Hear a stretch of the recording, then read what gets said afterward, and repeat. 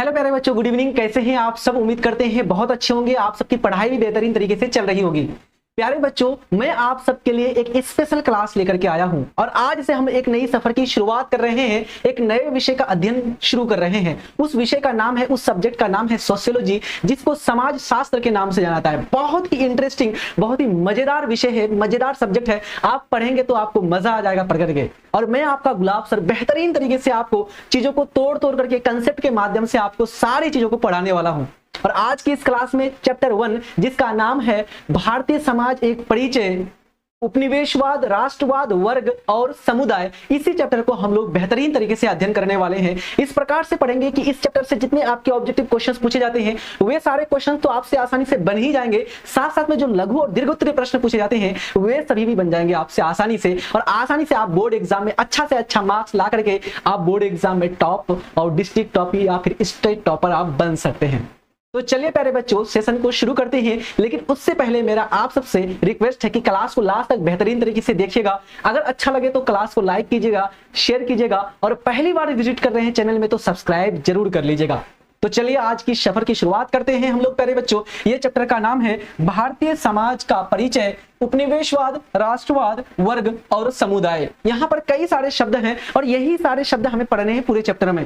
एक तो हम लोग पढ़ेंगे भारतीय समाज का परिचय, यानी इस चैप्टर में आप जानेंगे समाज क्या होता है, समाज शास्त्र का कहां से शुरुआत होता है और भारतीय समाज का बारीकी से आप अध्ययन करेंगे।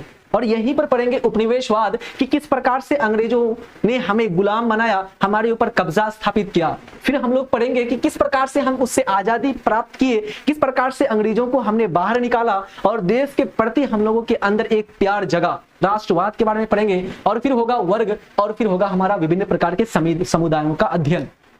तो प्यारे बच्चों, इस चैप्टर को हम लोग 2 पार्ट में पढ़ेंगे, ध्यान रखेंगे। ये आज हमारा पार्ट 1 है। नेक्स्ट क्लास आपको चैनल के प्लेलिस्ट में जाकर के मिल जाएगा। तो चलिए शुरू करते हैं। इस चैप्टर में कौन कौन से आपको टॉपिक्स पढ़ना है प्यारे बच्चों? तो टॉपिक है सबसे पहला परिचय। परिचय में जानेंगे आपका कि जो सोशियोलॉजी शब्द है इसकी उत्पत्ति कहां से हुई है। सोशियोलॉजी यानी समाज शास्त्र का जनक किसे माना जाता है, समाज शास्त्र से आप क्या समझते हैं, है ना। ये सारे छोटे छोटे शब्द आपको समझाएंगे। फिर हमारा होगा भारतीय समाज। भारतीय समाज जो है प्यारे बच्चों कि कितना भिन्नता है, कि भारत में इतने सारे धर्म के लोग हैं फिर भी बेहतरीन तरीके से मिलजुल करके रहते हैं। भारत में इतने भाषा बोलने वाले लोग हैं फिर भी लड़ाई मार नहीं करते हैं। बंगाल जाओ तो मछली चावल, बिहार जाओ तो लिट्टी चोखा, केरल जाओ तो इडली डोसा, अलग अलग जगह पर अलग अलग खान पान, फिर भी मस्त तरीके से जी रहे हैं यार। तो इसके बारे में पढ़ेंगे। फिर आगे होगा उपनिवेशवाद कि किस प्रकार से एक कंपनी आती है, ईस्ट इंडिया कंपनी, और भारत में आकर के भारत को कब्जा स्थापित करके भारत का शोषण करता है, धार्मिक रूप से शोषण करता है, हमें पैसा सारा का सारा लूट करके यूरोप लेके चला जाता है, हमें गरीब बना देता है, इस सोने की चिड़िया को उजाड़ देता है। इसके बारे में पढ़ेंगे। फिर होगा भारत में राष्ट्रवाद कि भाई इन अंग्रेजों के क्रूरता से बचने के लिए अब हम लोग आंदोलन शुरू करेंगे। 1857 की क्रांति होगी। फिर हमारा आगे चल करके बंगाल का विभाजन होगा, स्वदेशी आंदोलन होगा, खिलाफत आंदोलन होगा, असहयोग आंदोलन होगा, गांधी जी का एंट्री होगा, सविनय अवज्ञा आंदोलन पढ़ेंगे और लास्ट जाते जाते 1942 का भारत छोड़ो आंदोलन पढ़ेंगे और 1947 का फिर हमें स्वतंत्रता प्राप्ति होगी। ठीक, और हमारा लास्ट होगा भारत में ग्रामीण एवं नगरीय वर्ग संरचना कि जो ग्रामीण क्षेत्र है इसकी संरचना कैसी है और जो हमारा नगर है, जो हमारे शहर है, इसकी संरचना कैसी है, इसकी बनावट कैसी है, इसके बारे में पढ़ेंगे। आई बात समझ में? ये टॉपिक समझ में आ गया। चलिए बच्चों हम लोग शुरू करते हैं परिचय से और एक एक करके सारी चीजों को समझने का प्रयास करते हैं। ध्यान पूर्वक सारी चीजों को समझना। ये सारे सब्जेक्ट, ये सारे विषय ऐसे हैं इस पर ध्यान नहीं दिए जाते हैं कहीं पर भी, लेकिन मैं आपका गुलाब से विश्वास कीजिए बेहतरीन तरीके से आपको पढ़ा करके आपको बढ़िया करा दूंगा। ठीक है, चलिए शुरू करते हैं। तो सबसे पहला हमारा ये आता है प्यारे बच्चों सोशियोलॉजी। तो सोशियोलॉजी जो शब्द है ये किससे बना है? तो सोशियोलॉजी 2 शब्दों से मिलकर बना है। एक है आपका सोशियस और एक है आपका लोगोस, है ना। ये जो हमारा प्यारे बच्चों सोशियस शब्द है ये हमारा लैटिन भाषा का शब्द है। कौन सा भाषा का शब्द है? लैटिन भाषा का शब्द है। और जो ये लोगोस है ये हमारा है प्यारे बच्चों ग्रीक भाषा का शब्द। कौन सा भाषा का शब्द? ग्रीक। सोशियस का मतलब क्या होता है? इसका मतलब होता है प्यारे बच्चों साथी। इसका मतलब होता है सहयोगी, सहपाठी, यानी साथ में रहने वाला। आ रही बात समझ में? और लोगोस का मतलब होता है किसी चीज का अध्ययन करना, लोगोस यानी कि शास्त्र। आ रही बात समझ में? तो सोशियस का मतलब हो गया साथी और लोगोस का मतलब क्या हुआ बताइए जल्दी से। तो सर लोगोस का मतलब होता है किसी चीज का अध्ययन करना, उसके बारे में वर्णन करना। तो सोशियोलॉजी यानी कि साथियों का अध्ययन। साथी का अध्ययन का मतलब कि मैं कहां रह रहा हूं, मैं समाज का हिस्सा हूं, मैं एक सामाजिक प्राणी हूं, समाज का अभिन्न अंग हूं, मैं समाज में रहते हुए बड़ा होता हूं, पलता बढ़ता हूं, मैं समाज को देख करके कपड़ा पहनना सीखता हूं कि कैसे कपड़े पहन रहे हैं उसी अनुसार मैं पहन रहा हूं, और समाज में रहकर सारी चीजों का, नियमों का पालन करता हूं कि चोरी करोगे तो ये दिक्कतें आने वाली है ना। तो सारी चीजों को, समाज को देख करके हम पलते बढ़ते हैं कि गुरु का सम्मान करो, माता पिता का सम्मान करो, समाज की सेवा करो, देश का सेवा करो, छोटों से प्यार करो, किसके साथ कैसा बिहेव करना चाहिए, ये सारी चीजें हम लोग बात करते हैं समाज शास्त्र में।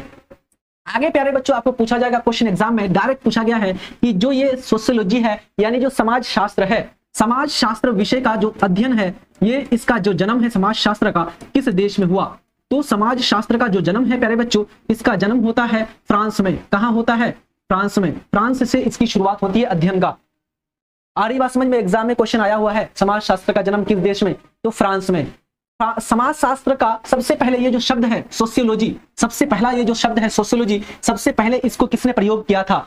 इस शब्द को प्रयोग करने वाला सबसे पहला व्यक्ति था, उसका नाम था ऑगस्ट कॉम्टे। क्या नाम था? जल्दी से बताइए, थोड़ा सा हार्ड है लेकिन याद हो जाएगा आपको। ऑगस्ट कॉम्टे, ठीक है, ये था व्यक्ति। और ऑगस्ट कॉम्टे को ही क्या कहा जाता है? समाज शास्त्र का जनक कहा जाता है। वेरी इंपॉर्टेंट क्वेश्चन, एग्जाम का वेरी महत्वपूर्ण, बहुत ज्यादा महत्वपूर्ण क्वेश्चन कि समाज शास्त्र का जनक किसे कहा जाता है? ऑगस्ट कॉम्टे को। आई बात समझ में? बहुत बढ़िया प्यारे बच्चों, चलिए हम लोग पढ़ना शुरू करते हैं अच्छी तरह से। कि जो सोशियोलॉजी शब्द है ये लैटिन भाषा के सोशियस से बना है। इसका अर्थ होता है साथी, इसका अर्थ होता है मित्र, इसका अर्थ होता है साथ में रहने वाले लोग। और लोगोस ये ग्रीक भाषा का शब्द है लोगोस, इसका मतलब होता है, ग्रीक भाषा के शब्द है लोगोस, इसका मतलब होता है अध्ययन करना, किसी चीज का पढ़ाई करना। आ रही बात समझ में? लोगोस मतलब अध्ययन करना, ठीक। तो यहां पर ये हमारा हो गया। मानव एक सामाजिक प्राणी है, बिल्कुल समाज का हिस्सा है, हम समाज से कटकर नहीं रह सकते। तो हम क्या है? समाज का अभिन्न अंग है। समाज से हम अपनी आवश्यकताओं को पूरा करते हैं, बातचीत करते हैं, दुख दर्द को बांटते हैं, तथा समाज में रहकर ही हम वृद्धि को प्राप्त होते हैं। आप जो छोटा से इतना बड़ा हो गए, आज आप 18 साल और 20 साल के हो गए, कैसे हुए? घर में रहकर, परिवार के साथ रहकर के, समाज में रहकर के आप पले बड़े। आपको अच्छे और बुरे गुण आपने सीखे होंगे, बहुत सारी चीजें, है कि नहीं? तो ये सब चीज कहां से सीखा, कहां से लिया? नैतिकता वाला चीज, ये सब कुछ समाज में रहकर के, समाज में रहकर के। समाज शास्त्र का जनक किसको मानते हैं? याद रखेंगे, ऑगस्ट कॉम्टे। ऑगस्ट कॉम्टे को क्या माना जाता है? समाज शास्त्र का जनक माना जाता है। इन्होंने सबसे पहले ये शब्द प्रयोग किया था। कब किया था? ये भी क्वेश्चन आने का संभावना है। तो ऑगस्ट कॉम्टे ने आपको समाज शास्त्र यानी सोशियोलॉजी जो शब्द प्रयोग किया था सबसे पहले 1838 में। याद रखेंगे, कहीं पर 1838 रहता है और कहीं पर 1839। तो आप लोग दोनों को ध्यान में रख लेना, जहां पर जो आए टिक कर देना। अगर दोनों रहेगा तो 1838 ही टिक करना, अगर दोनों में से कोई भी एक रहेगा तो टिक कर देना, कोई बात नहीं। आई बात समझ में? ऑगस्ट कॉम्टे, ध्यान दीजिए, वे कहां के थे? ऑगस्ट कॉम्टे फ्रांस के रहने वाले थे, फ्रांस का दार्शनिक। इसलिए सोशियोलॉजी का जन्म कहां हुआ? फ्रांस में हुआ। इन्होंने सबसे पहले सन 1839 या फिर 38 है ना, 39 दोनों को रखना। सबसे पहले इन्होंने सोशियोलॉजी शब्द का प्रयोग किया। समाज शास्त्र का जन्म किस देश में हुआ? फ्रांस देश में हुआ। ऑब्जेक्टिव के रूप में यह क्वेश्चन आपको पूछा जाता है कि समाज शास्त्र का जन्म किस देश में हुआ? फ्रांस में हुआ। क्यों? क्योंकि जो व्यक्ति था ऑगस्ट कॉम्टे, ये कहां का रहने वाला था? ऑगस्ट कॉम्टे ये फ्रांस का रहने वाला था, जिसको समाज शास्त्र का जनक माना जाता है। बहुत बढ़िया प्यारे बच्चों। ऑगस्ट कॉम्टे कहते क्या थे? ये कहते थे कि जिस प्रकार से हम सामाजिक विज्ञान का अध्ययन करते हैं, जिस प्रकार से हम केमिस्ट्री का, बायोलॉजी का, भौतिकी शास्त्र का, विज्ञान का अध्ययन करते हैं, इसी प्रकार से समाज शास्त्र का भी बेहतरीन तरीके से अध्ययन होना चाहिए। समाज का बेहतरीन तरीके से रिसर्च होना चाहिए, खोजबीन होना चाहिए, चीजों को निकालना चाहिए, समाज की महत्वपूर्ण चीजों को, ठीक है। तो ये कहते थे कि समाज शास्त्र क्या है? समाज का एक वैज्ञानिक अध्ययन है। कौन कहता है? ऑगस्ट कॉम्टे साहब कहते हैं समाज शास्त्र समाज का एक वैज्ञानिक अध्ययन है। सोशियोलॉजी क्या है हमारा? Sociology is the science of society. समाज का वैज्ञानिक अध्ययन ही क्या है? समाज शास्त्र है। ये कथन किसने दिया है? ऑगस्ट कॉम्टे साहब ने दिया है। किसने दिया है? ऑगस्ट कॉम्टे साहब, ठीक है, बहुत बढ़िया। परिभाषा बात करते हैं कि समाज शास्त्र किसको कहते हैं भाई? तो समाज शास्त्र एक ऐसा विषय, एक ऐसा सब्जेक्ट जिसमें हम लोग बेहतरीन तरीके से समाज का अध्ययन करते हैं, समाज के बिहेवियर का, व्यवहार का अध्ययन करते हैं। एक व्यक्ति समाज के प्रति कैसा व्यवहार अपनाता है उसके बारे में अध्ययन करते हैं। समाज के रूल रेगुलेशन के बारे में अच्छी तरह से अध्ययन करते हैं कि समाज में रह करके लोग कैसे सोचते हैं, किस प्रकार के क्रियाकलाप करते हैं, है ना, कैसे एक दूसरे के साथ बात करते हैं, समूह बना करके कैसे जीवन व्यतीत करते हैं, इन सब के बारे में बात करते हैं। तो समाज शास्त्र एक ऐसा विषय है जिसमें यह जाना जाता है कि लोग समाज में कैसे रहते हैं, कैसे सोचते हैं, कैसे समूह बनाते हैं और उनके बीच के संबंध कैसे होते हैं, ये सारी चीजों को हम लोग अच्छी तरह से पढ़ते हैं। आगे बात करते हैं प्यारे बच्चों। प्रसिद्ध अमेरिकी समाजशास्त्री एक महत्वपूर्ण, एक प्रसिद्ध विद्वान है, समाजशास्त्री है, जिसका नाम क्या है प्यारे बच्चों? Right mills. क्या नाम है? Right mills. और इससे पहले हमने क्या कहा? ऑगस्ट काम्टे, जिसको समाजशास्त्र का जनक माना जाता है। और ये दूसरा विद्वान आ रहा है समाजशास्त्री, क्या नाम है? Right mills. क्या कहता है ये? तो ये कहता है समाजशास्त्र आपकी व्यक्तिगत परेशानियों एवं सामाजिक मुद्दों के बीच की कड़ियों एवं संबंधों को उजागर करने में मदद करता है। समाजशास्त्र क्या करता है कि भाई आपका जो दुख दर्द है, आपका जो इंडिविजुअल, आपका जो व्यक्तिगत परेशानी है, इन सबको दूर करने में और समाज के साथ की जो कड़ियां है, जो संबंध है, इसको स्थापित करने में मदद करता है। ये कौन? समाजशास्त्र। और उसको उजागर करता है समाज की चीजों को।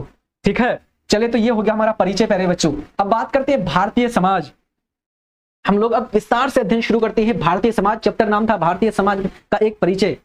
उपनिवेशवाद, राष्ट्रवाद, वर्ग और समुदाय, भारत की विभिन्नता में एकता। पहला हमारा है भौगोलिक एकता। भौगोलिक एकता का मतलब क्या है भाई? भौगोलिक एकता का मतलब है प्यारे बच्चों कि आप भारत को देखेंगे तो आपको अलग अलग चीज देखने को मिलेगा। क्या देखने को मिलेगा? तो आपको राजस्थान में देखने को मिलेगा थार का मरुस्थल, आपको इधर देखने को मिलेगा हिमालय पर्वतमाला, उत्तर में हिमालय पर्वतमाला, आपको देखने को मिलेगा इधर अरब सागर, आपको इधर देखने को मिलेगा बंगाल की खाड़ी, नीचे देखने को मिलेगा हिंद महासागर, यहाँ पर देखने को मिलेगा दक्कन का पठार, यहाँ पर देखने को मिलेगा मैदानी क्षेत्र गंगा यमुना ब्रह्मपुत्र का मैदान। इतना सारा भौगोलिक विषमता, कहीं पर्वत, कहीं पठार, कहीं मैदान, कहीं सागर, कहीं झील, कहीं महासागर, इतना सारा चीज होने के बावजूद लोग मिलजुल करके समाज में रह रहे हैं। ऐसा नहीं कि मरुस्थलीय क्षेत्र का अलग देश बन गया, हिमालय वाला अलग देश बन गया, जो बंगाल की खाड़ी में है वो अलग देश नहीं, सब मिलजुल करके बेहतरीन तरीके से रह रहे हैं। तो ये क्या है? ये भारत का एक अनोखा क्या है? विशेषता है ना। तो भारत में पर्वत, नदियां, है ना, ये सारी चीजें हैं। भारत में पर्वत, मैदान, समुद्र, नदियां, ये विभिन्न भौगोलिक तत्व हैं। और इतने सारे भौगोलिक तत्व होने के बावजूद भारत के जो लोग हैं यहाँ पर क्या है? एक राष्ट्र की भावना है। भाई लड़ाई शुरू हुई पाकिस्तान के साथ तो हम एकजुट होकर के क्या बोले? भाई चने चबवाओ उसको, बढ़िया तरीके से मारपीट कराओ, बढ़िया से उसका धुलाई हो। यहाँ पर कुछ नहीं देखा गया कौन क्या है, कौन किस धर्म से है, किस भाषा बोलने वाले से है, कौन कहां से, कौन बिहार से, कौन यूपी से, कुछ नहीं। देश क्या हो गया? सर्वोपरि हो गया। देश की सेवा हमारा सर्वोपरि हो गया। आई बात समझ में? तो इतना सारा हमारा विविधता होने के बावजूद हम एक हैं। और ये भौगोलिक तत्व सामाजिक संपर्क और व्यापार को बढ़ावा देकर एकता को मजबूत करता है। बिहार के लोग गुजरात से, अहमदाबाद से, सूरत से, मुंबई से कपड़े मंगाते हैं, कपड़े का आयात करते हैं। और जो मुंबई वाले लोग हैं बिहार के चावल को, बिहार के विभिन्न प्रकार की चीजों को मंगाते हैं। तो एक दूसरे से व्यापार करते हैं, इससे हम कनेक्टेड हैं। रेल मार्गों के माध्यम से, सड़क जाल के माध्यम से हम जुड़े हुए हैं। अगला हमारा पॉइंट है प्यारे बच्चों धार्मिक एकता। धार्मिक एकता का मतलब क्या हुआ कि ये हमारा प्यारा सा भारत है।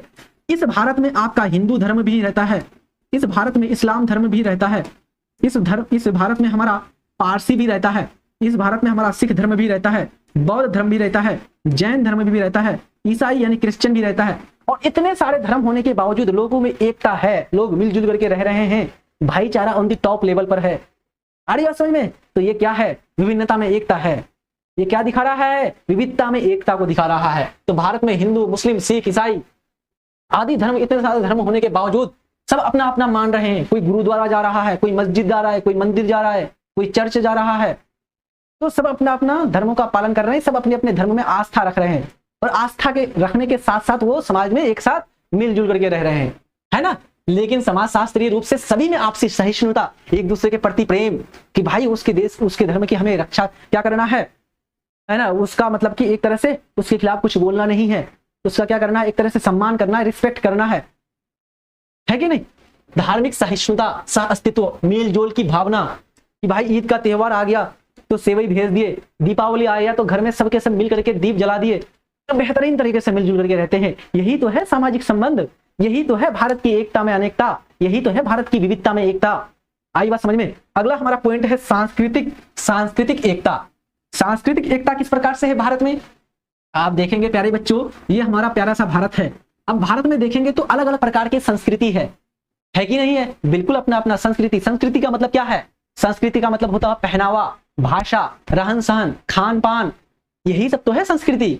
तो आप यहां पर रहेंगे, इस क्षेत्र में आपका प्रॉपर तरीके से हिंदी बोला जाता है, तो भाषा हमारा हिंदी हो गया। इस क्षेत्र में चले जाएंगे, केरल चले जाएंगे तो आपको मलयालम बोला जाएगा, समझेंगे ही नहीं आप, आपको समझ में ही नहीं आएगा, हमको खुद नहीं आएगा। आंध्र प्रदेश इधर चले जाएंगे तो तेलुगु मिलेगा आपको, महाराष्ट्र चले जाएंगे तो मराठी मिलेगा आपको, गुजरात में गुजराती मिलेगा, विभिन्न प्रकार की भाषा वाले लोग। बिहार में आपका लिट्टी चोखा मिलेगा खाने को, कर्नाटक चले जाइए, आंध्र प्रदेश चले जाइए, केरल चले जाइए, आपको इडली डोसा और सांबर खाने को मिलेगा। पश्चिम बंगाल चाहिए मछली चावल मिलेगा। हरियाणा और राजस्थान वाला क्षेत्र चले जाइए, आपको मक्खन से लगा हुआ आपको क्या मिलेगा, रोटी मिलेगा बढ़िया सा ज्वार बाजरा वाला। तो खान पान अलग, रहन सहन अलग, कपड़ा अलग, भाषा अलग, है ना। तो इतना सारा होने के बावजूद, इतना अलग अलग संस्कृति होने के बावजूद भारतीय लोग मिलजुल करके रहते हैं। भारत की समाज में हमें एकता नजर आती है। ठीक, तो भारत सा रीति रिवाज, पर्व त्योहार, कला में विविधता के बावजूद भारतीय समाज में एक साझा संस्कृति पहचान है। सब एक साझा करके शेयर करके रहते हैं। ये साझा संस्कृति लोगों को जोड़ती है और सामाजिक सामंजस्य को बना के रखती है, समाज को एक साथ जोड़ करके रखने का काम करती है। ठीक, आगे बात करते हैं प्यारे बच्चों, राजनीतिक एकता। राजनीतिक एकता किस प्रकार से है भारत में?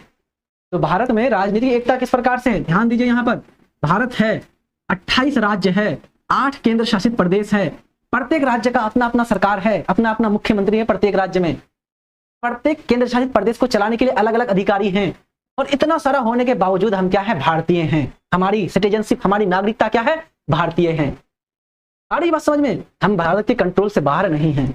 ये क्या है, एकता ही तो है ना। तो एक संविधान, एक केंद्रीय सरकार, लोकतांत्रिक प्रणाली समाज को एकजुट रखती है।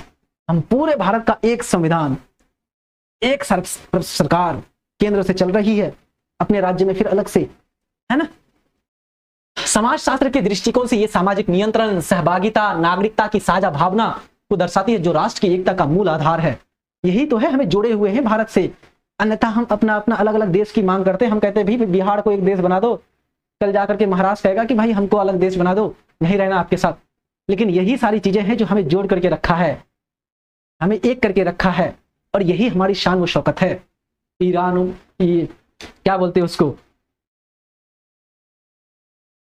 ईरान मिस्र रोमा, है ना, यूनान मिस्र रोमा सब मिट गए जहां से, अब तक मगर है बाकी नामो निशा हमारा, है ना। यूनान, मिस्र सब मिट गए, रोम सब मिट गए, लेकिन अब तक भारत की शान शौकत अभी भी क्या है, रुका हुआ है, टिका हुआ है, डिगा हुआ है।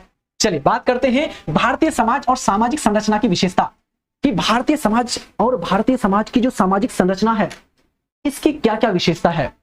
भारतीय समाज के जो लोग हैं उसकी विशेषता कैसी है। तो भारतीय लोगों को देखेंगे, आपको दिखेगा कि भाई ये धर्म उन्मुख है। धर्म उन्मुख का मतलब हुआ कि सबसे पहले ये धर्म है, धर्म के आधार पर इसको बांट नहीं सकते आप। धर्म के प्रति बहुत ज्यादा आस्था रखता है ना, कि जो है सभी लोग कुछ न किसी न किसी धर्म का पालन कर रहे हैं, आस्था का पालन कर रहे हैं, है कि नहीं। तो भारतीय समाज की का जीवन धर्म आधारित है। धर्म, भारत के जीवन से धर्म को अलग कर ही नहीं सकते आप, है ना। तो यहां जीवन के हर चरण में धर्म का क्या है, गहरा प्रभाव देखा जाता है। समाज शास्त्र में इसे सामाजिक नियंत्रण और मूल्यों के निर्माण का स्रोत माना जाता है, कि भाई आप सामाजिक नियंत्रण कैसे स्थापित करेंगे, आप मूल्यों का निर्माण आपके अंदर कैसे होगा, आपके अंदर नैतिकता कैसे आएगी, आप ये सब चीज कहां से सीखोगे। तो ये सब चीज आएगा आपको धर्म से, धर्म में आस्था रखने से। तो भारतीय लोगों के जीवन से धर्म को कभी अलग नहीं किया जा सकता। थोड़ा सा अलग करने का प्रयास किया गया था, थोड़ा सा बांटने का प्रयास किया गया था, सिपाही विद्रोह हो गया था 1857 में। कारतूस में जो है चर्बी वाला जो कांड हो गया था 1857 में, विद्रोह हो गया था। उसी के कारण अफवाह फैल गया कि कारतूस में गाय और सुअर की चर्बी मिला दिया गया और इससे धर्म भ्रष्ट हो रहा है। तुरंत आंदोलन कर दिया। तो भाई धर्म के आधार पर आप कुछ नहीं कर सकते, थोड़ा भी खिलवाड़ करेंगे तो फिर आपको जोखिम उठाना पड़ेगा। आई बात समझ में?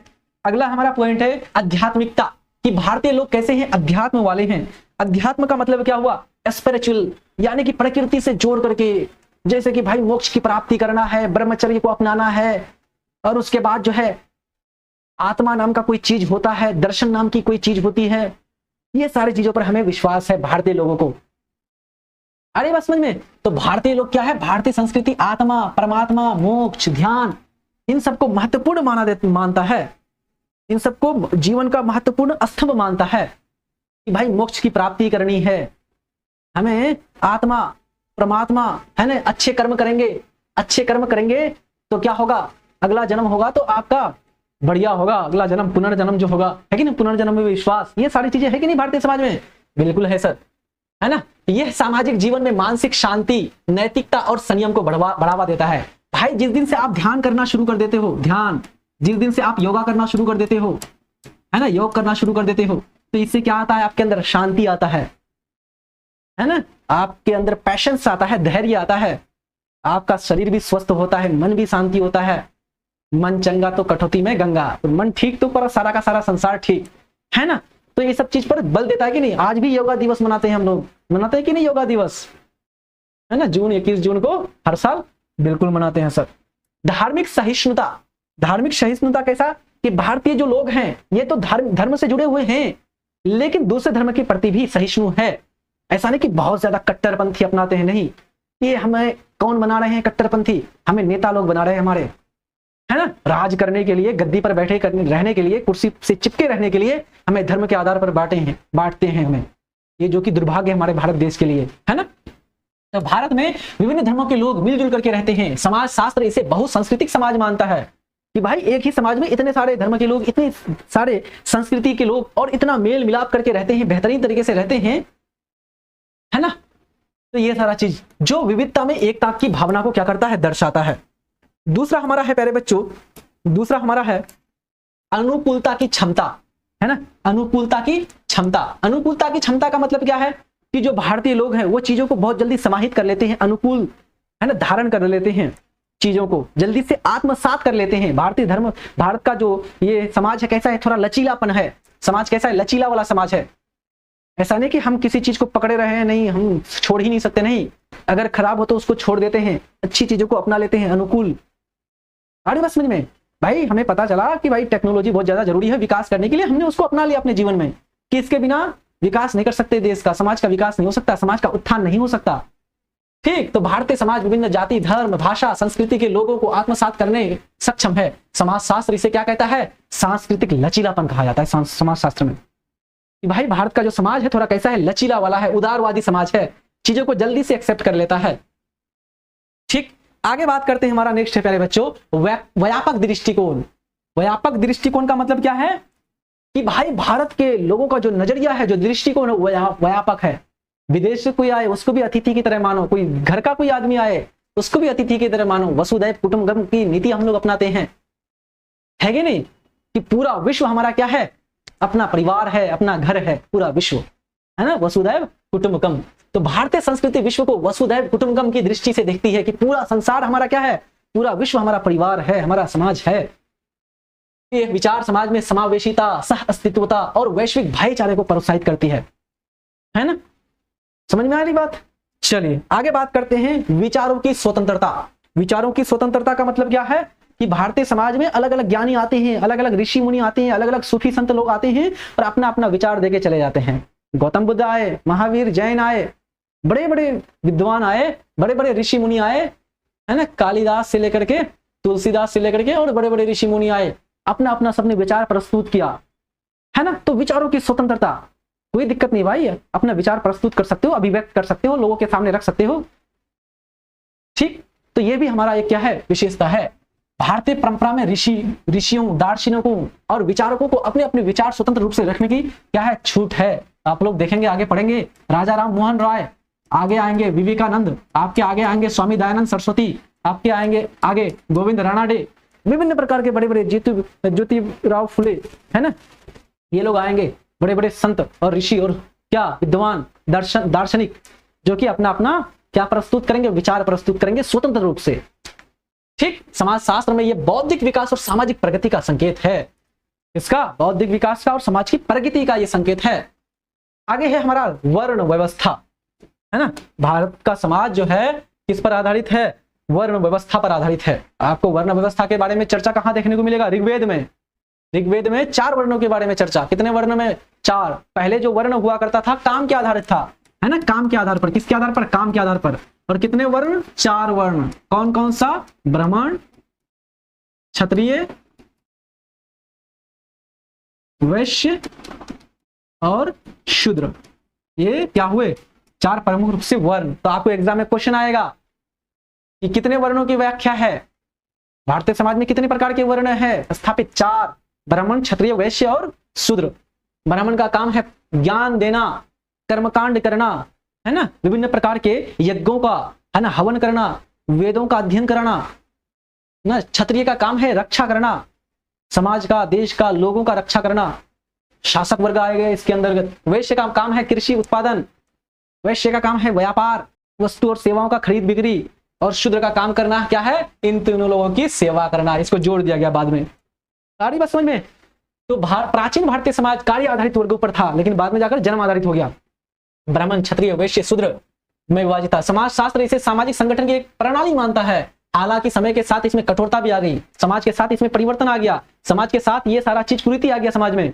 इसको जन्म पर जोड़ दिया गया कि भाई ब्राह्मण के घर में जन्म होंगे तो आप ब्राह्मण कहलाओगे, आप क्षत्रिय के घर में जन्म होंगे तो क्षत्रिय कहलाओगे, शूद्र के घर में जन्म होगे तो आप शूद्र कहलाओगे। और आपका काम ये फिक्स हो गया जन्म से ही।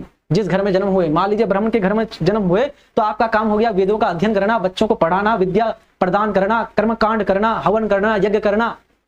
अगर शूद्र के घर में जन्म हो गए तो लोगों का सेवा करना, ये आपके काम में आएगा। आ रही बात समझ में। तो इसको, ये हमारा बाद में हमारे लिए, हमारे समाज के लिए क्या हो गया, एक तरह से कुरीति बन गया।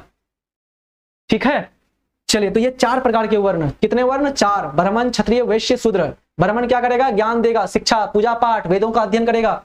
गुरु, आचार्य, पंडित, ये सब इसी के अंतर्गत आएंगे। पुरोहित, है ना। क्षत्रिय ये क्या करेंगे, शासन करेंगे, रक्षा करेगा, प्रशासन का, रूल रेगुलेशन का काम करेगा, नीति बनाएगा, नया नया नियम बनाएगा, उसको लागू करेगा, है ना, युद्ध करेगा अन्य देशों से। तो इसके अंतर्गत कौन आएंगे, राजा और सैनिक आएंगे। वैश्य, वैश्य जो है ये हमारा तीसरा वर्ण है। ये क्या करेगा, व्यापार करेगा, ये क्या करेगा, कृषि कार्य करेगा, पेट भरने का काम करेगा, उत्पादन काम करेगा, पशुपालन करेगा। इससे अर्थव्यवस्था को गति मिलेगी। इसके अंतर्गत आएंगे व्यापारी आएंगे, किसान आएंगे। और चौथा वर्ण हमारा क्या था, शूद्र, जो क्या करेगा, ऊपर के तीनों वर्णों का क्या करेगा, सेवा करेगा, तीनों का सेवा प्रदान करेगा। आड़ी बात समझ में। तो इसके अंतर्गत कौन आ जाएंगे, मजदूर आ जाएंगे, कारीगर आ जाएंगे, सेवा करने वाले। ठीक, तो ये हमारा हो गया भारतीय समाज से जुड़ा हुआ चीज। अगला हमारा है आश्रम व्यवस्था। भारतीय समाज में क्या देखने को मिलता है आपको, आश्रम व्यवस्था देखने को मिलता है। प्राचीन से ही चला आ रहा है आश्रम व्यवस्था। पर कितने प्रकार की आश्रम व्यवस्था, 4 प्रकार की। एग्जाम में क्वेश्चन पूछा जाएगा कि कितने प्रकार की आश्रम व्यवस्था प्राचीन भारत में हमारा व्याप्त थी। 4 प्रकार की। कितने प्रकार की, 4। 0 से लेकर के 25 वर्ष, 25 से लेकर के 50 वर्ष, 50 से लेकर के 75 वर्ष और 75 से लेकर के 100 वर्ष। ये 4 हो गया अवस्था। कितने अवस्था, 4 अवस्था। पहला 25 साल क्या करना है, पहला 25 साल घर छोड़ करके आपको पढ़ना है बेहतरीन तरीके से। यहाँ पर इसको नाम देंगे ब्रह्मचर्य की अवस्था। यहाँ पर लड़की उड़की का चक्कर नहीं, सिर्फ पढ़ाई का चक्कर, घर का चक्कर नहीं, कोई प्यार उड़ का कोई चक्कर नहीं, सिर्फ पढ़ाई, सिर्फ पढ़ाई, सिर्फ पढ़ाई। ब्रह्मचर्य कहा गया इसको। दूसरा वाला अवस्था आया 25 साल से 50 साल। इसमें क्या करना है, 25 से 50 साल, इसमें शादी विवाह करना है, परिवार का लालन पालन करना है, पालन पोषण करना है, घर को संभालना है, माता पिता का सेवा करना है। 25 से 50 साल। और फिर अगला हमारा है ये, है ना, आश्रम की भाई 50 से 75 साल। 50 से 75 साल जंगल में चला जाना है ईश्वर की खोज के लिए, है ना, वानप्रस्थ बोलेंगे इसको। और 75 से 100 साल पूरा सन्यासी, सब खत्म। 75 से 100 साल पूरा सन्यास, हर चीज से सन्यास, कोई घर परिवार नहीं, कुछ नहीं। आगे बस में ये 4 क्या हैं, अवस्थाएं हैं आश्रम अवस्था।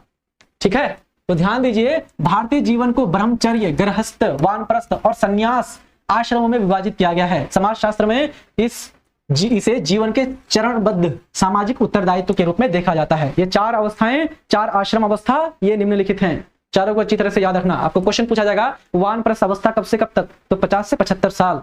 ब्रह्मचर्य अवस्था 0 से लेकर 25 साल। इसमें क्या करना है, केवल और केवल पढ़ाई करना है। पहला हमारा ब्रह्मचर्य की अवस्था, इसमें क्या होगा, केवल और केवल पढ़ाई लिखाई होगा।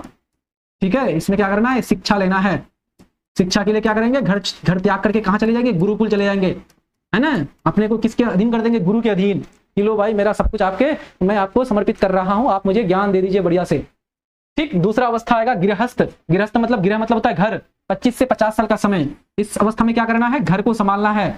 इस अवस्था में क्या करना है, शादी विवाह करना है। इस अवस्था में क्या करना है, परिवार का लालन पालन करना है, परिवार का पालन पोषण करना है। वारे भाई, दूसरा वाला में तो मजा आएगा, घर में रहना है, शादी विवाह होगा, परिवार होगा, बाल बच्चे होंगे, माता पिता होंगे, मजे ही मजे होंगे। क्या हाँ, समझ रहे हैं विनोद। वानप्रस्थ आश्रम की अवस्था 50 से 75 साल। 50 से 75 साल का जो हमारा ये होगा अवस्था, इसको क्या बोलेंगे, वानप्रस्थ। जंगल में चले जाना है ईश्वर की खोज में। और 75 से 100 के बीच क्या करना है, संन्यास, है ना। क्या करना है? संन्यास ले लेना है हर चीज से मोक्ष की प्राप्ति के लिए। बढ़िया बढ़िया काम करेंगे तो पुनर्जन्म होगा, और पुनर्जन्म जो होगा उस समय आपका दुख नहीं होगा, सुख होगा। आ रही बात समझ में? ये सारा चीज है कि नहीं है? बिल्कुल है सर, मजा आ रहा है पढ़ने में। अब बात करते हैं जाति व्यवस्था। तो भारतीय समाज का अभिन्न अंग है ना जाति व्यवस्था, है कि नहीं है? विभिन्न प्रकार के जाति भारत में है कि नहीं है? तो भारतीय समाज में जन्म आधारित जातियां हैं जो सामाजिक पहचान, विवाह, भोजन आदि को क्या करती है? प्रभावित करते हैं। करते कि नहीं करते हैं? कि भाई मैं शादी करूंगा अपनी जाति के लोगों से, अपनी जाति के ही लड़के से या लड़का से। आ रही बात समझ में? तो ये व्याप्त है या नहीं है? बिल्कुल है। समाज शास्त्रीय दृष्टिकोण से ये हमारा सामाजिक स्तरीकरण का एक रूप है जिसकी आज आलोचना भी होती है। इसकी आलोचना भी होती है कि समाज को हमने इतना बांट दिया जो कि इतना बांटना हमें नहीं था। आई बात समझ में? तो ये हमारा हो गया क्या? जाति व्यवस्था, है ना। आगे हमारा है प्यारे बच्चों, आगे हमारा है परिवार व्यवस्था, है ना। परिवार व्यवस्था यानी कि भारतीय समाज का क्या है? ये भी हमारा क्या है? विशेषता है प्रॉपर तरीके से। कौन सी? परिवार व्यवस्था यानी कि फैमिली सिस्टम, कि संयुक्त परिवार। भारत का समाज कैसा है? संयुक्त परिवार वाला समाज है। कैसा परिवार? संयुक्त परिवार वाला समाज। संयुक्त परिवार का मतलब क्या है? कि भारत का समाज में आपको देखेंगे कि भाई एक ही परिवार में माता पिता भी रह रहे हैं, दादा दादी जी लोग हैं, है ना, दादा दादी भी हैं, खुद आप हैं, भाई बहन सब मिलकर के रह रहे हैं। संयुक्त परिवार, बड़ा परिवार। संयुक्त परिवार मतलब बड़ा परिवार का कंसेप्ट यहाँ पर देखने को मिलेगा, है कि नहीं? एक साथ सब रह रहे हैं मस्त तरीके से। संयुक्त परिवार आपको देखने को मिलेगा भारत में। तो संयुक्त परिवार भारतीय समाज की विशेषता है। ये सामाजिक सुरक्षा, मूल्यों की शिक्षा, आर्थिक सहयोग का आधार है। सब मिलकर के परिवार को ढो रहे हैं, परिवार को चला रहे हैं बेहतरीन तरीके से। समाज शास्त्र में ये समाज की सबसे छोटी इकाई के रूप में अध्ययन का विषय है। परिवार क्या है? समाज शास्त्र का सबसे छोटा इकाई है। समाज आपको पूछा जाएगा कि सबसे छोटा इकाई क्या होता है हमारा समाज शास्त्र का, तो सबसे छोटा इकाई हो गया परिवार। सबसे छोटा इकाई क्या हो गया हमारा? परिवार। आ रही बात समझ में? चलिए बहुत बढ़िया। आगे बात करते हैं प्यारे बच्चों, अब हम लोग नेक्स्ट आगे हम लोग बात करते हैं। आगे हमारा है भारतीय समाज में व्यक्ति के व्यवहार निर्धारण में जिन विश्वासों और संस्थाओं का विशेष योगदान रहा वे निम्नलिखित हैं। यानी कि जो हमारा प्यारे बच्चों भारतीय समाज है, और भारतीय समाज में जो व्यक्ति है, मान लीजिए ये आपका गुलाब सर है, मैं क्या हूं? मैं समाज का हिस्सा हूं। मैं समाज का क्या हूं? अंग हूं। समाज का क्या हूं? हिस्सा हूं। तो मेरा जो व्यवहार निर्धारित होगा, ये कहां से होगा निर्धारण? तो मैं जो भी चीजें सीखूंगा, अच्छा चीज या बुरा चीज, कहां से सीखूंगा? समाज से सीखूंगा। कि भाई बड़ों का सम्मान करना, गुरु का सम्मान करना, माता पिता की सेवा करना, समाज की सेवा करना, छोटों से प्यार करना, है ना, ये सारी चीजें कहां से आएगा? समाज से आएगा। तो निर्धारण में जिन विश्वास और संस्थाओं का विशेष योगदान रहा हुए निम्नलिखित है। तो कौन कौन सी विश्वासें हैं, कौन कौन सी संस्थाएं हैं और कौन कौन सा विश्वास है जो कि मानव का, जो कि मेरा, जो कि समाज के एक व्यक्ति का व्यवहार का निर्धारण करेगा। तो विभिन्न प्रकार की चीजें हैं। एक है पुनर्जन्म, कि भाई अच्छा अच्छा कर्म करोगे तो अगला वाला जो जन्म होगा उसमें आपको दुख नहीं मिलेगा, सुख ही सुख होगा। दूसरा है क्या बोलते हैं उसको? ऋण। 4 ऋण, देव ऋण, ऋषि ऋण, अलग अलग प्रकार के पुरुषार्थ, धर्म, अर्थ, काम, मोक्ष। कि भाई धर्म पहला कर्म है, पढ़ाई करो अच्छा तरीके से, बेहतरीन तरीके से शिक्षा प्राप्त करो, धर्म में आस्था रखो। दूसरा अर्थ, मुद्रा होना चाहिए, पैसा कमाओ, घर परिवार चलेगा। तीसरा काम, शादी विवाह करो, बच्चों का जन्म, समाज का निर्माण होगा, संतान की उत्पत्ति होगी, ये फिर आगे बढ़ेगा पीढ़ी आपकी। और फिर मोक्ष की प्राप्ति, कि भाई संन्यास ले लो फिर प्राप्ति कर लो मोक्ष का, आत्मा की प्राप्ति, मोक्ष की प्राप्ति। आ रही बात समझ में? ये सारा चीज आएगा हमारा। तो चलिए एक एक करके बात करते हैं। पहला हमारा है पुरुषार्थ, जो कि समाज में एक व्यक्ति के व्यवहार का निर्धारण करता है। क्या? पुरुषार्थ। पुरुषार्थ भारतीय दर्शन में जीवन के 4 प्रमुख लक्ष्यों का समूह है। कितने लक्ष्य? 4। कौन कौन सा? पहला आपका है धर्म, दूसरा आपका है अर्थ, तीसरा आपका है कर्म यानी काम, और चौथा आपका है मोक्ष। धर्म यानी कि पहला आपका क्या है? ज्ञान अर्जित करना, और क्या? ये आस्था। दूसरा क्या है? अर्थ यानी मुद्रा कमाना, पैसा कमाना, धन दौलत कमाना। ये कमाएंगे तब ये पेट भरेगा, तब परिवार का लालन पालन होगा, पालन पोषण होगा। फिर काम। काम मतलब क्या हुआ? काम का मतलब यहाँ पर होगा शादी विवाह, है ना, संबंध, परिवार की वृद्धि, संतान की उत्पत्ति, है ना। लड़का शादी करेगा लड़की से, लड़की शादी करेगी लड़का से, और शादी करके यहाँ पर एक क्या करेंगे, जोड़ा बनेगा, फिर इससे समाज का, यहां से संतान की उत्पत्ति होगी, समाज का निर्माण होगा। फिर हमारा आएगा मोक्ष कि भाई अब सारा जीवन जी लिया, पढ़ाई कर लिया, घर का पालन पोषण कर लिया, सब कुछ कर लिया, अब चलो हो गया सारा कुछ काम, अब चलो संन्यास, अब मोक्ष की प्राप्ति करो। आ रही बात समझ में? ये 4 चीजों को जोड़ा जाता है। इनका पालन करने से व्यक्ति एवं एक संतुलित, नैतिक और अर्थपूर्ण जीवन जी सकता है। तो भाई जब क्या करेगा, जब व्यक्ति इन सभी चीजों का पालन करेगा तो भारतीय समाज में यह मान्यता है कि आप जब धर्म, अर्थ, काम, मोक्ष इन सभी का सही तरीके से फॉलो करेंगे, पालन करेंगे, तो आपको क्या मिलेगा, आपको जीवन संतुलन, आपका जीवन में संतुलन आएगा, आपके जीवन में खुशी और संपन्न आएगी, प्रसन्नता आएगी, आपका जो है नैतिक सुधार होगा, आपका जीवन अर्थपूर्ण होगा। ठीक है, नैतिकता आएगी आपके जीवन में। ये चारों पुरुषार्थ जीवन के भौतिक और आध्यात्मिक पक्षों को संतुलित करते हैं, है ना। भौतिक और आध्यात्मिक वाला जो पक्ष है, भौतिक मतलब ये दुनियावी जो चीजें हैं, और आध्यात्मिक मतलब जो छुपी हुई चीजें हैं, आत्मा, परमात्मा, मोक्ष, तो इन सभी के बीच आपको संबंध और संतुलन स्थापित करता है और जीवन के अंतिम उद्देश्य मोक्ष तक पहुंचने में सहायता करता है। क्या? ये चारों पुरुषार्थ।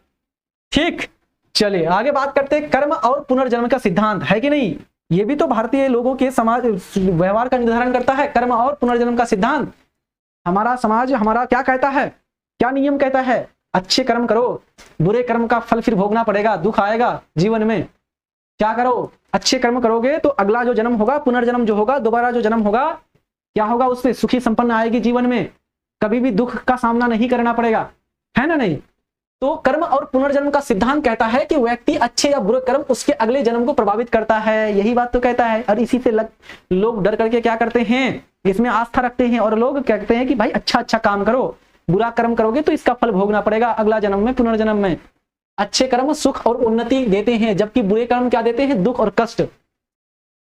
एक जीवन में सभी कर्मों का फल संभव नहीं हो पाता है, ये हमारा समाज का क्या है, यही तो है विशेषता। कहता है कि भाई एक ही जन्म में सब कुछ कैसे आ जाएगा, तो फिर अगला जन्म होगा, पुनर्जन्म होगा, दोबारा जन्म होगा। और अगर अभी पहला जन्म में आप बहुत ज्यादा क्या करते हैं, लूट खसोट मचाते हैं, लोगों को दुख दर्द पहुंचाते हैं, तो आगे आने वाला जो पुनर्जन्म होगा उसमें आपको बढ़िया तरीके से क्या खड़ा होगा, आपका बढ़िया से रेलाई होगा, आपका बढ़िया से धुलाई होगा, आपको बढ़िया से दुखों का सामना करना पड़ेगा, दुखों का पहाड़ टूट के आएगा आपके सर पर।